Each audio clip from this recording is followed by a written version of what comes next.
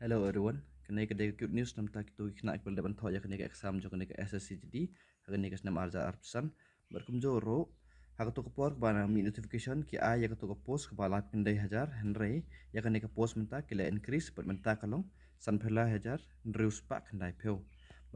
baro kini ki force jo kini ki border security force BSF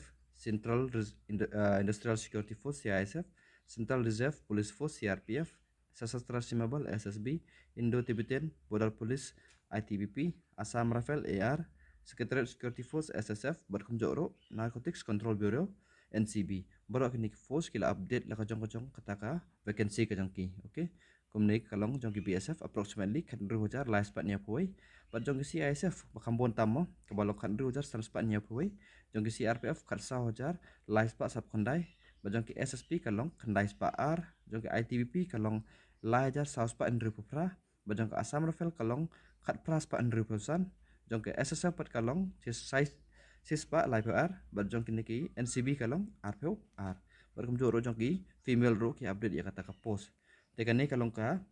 motivation ya pi kam tamik tu kepala depan tho berkum joro ki prepare nam ta kini ka physical jong kini ka exam tamo sa prepare bahaya kini ka physical pi namar pidon high chance baban pass kini ka exam but ngi hope ro cut off kan long low baj mo kan long baj in between 35 to 45 kini cut off jong kya migalia kini ka snam namar babon pelat ki post na kata katau tu ba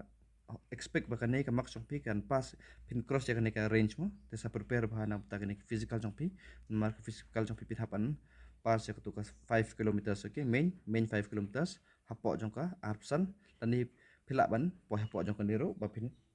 confidence ya kata time ko jong pi okay datang kani hi kani ko play pun sa prepare ban ta physical jong pi dapat dan kono ko doubt sa komen ya kata ka doubt jong pi bergan soft ya kata ka doubt jong pi berkum jor dengan supply ya kani ko video jong ka details jong ka physical berkum jor jong ka medical examination jong pi kaban sabanan ni saban ko play pun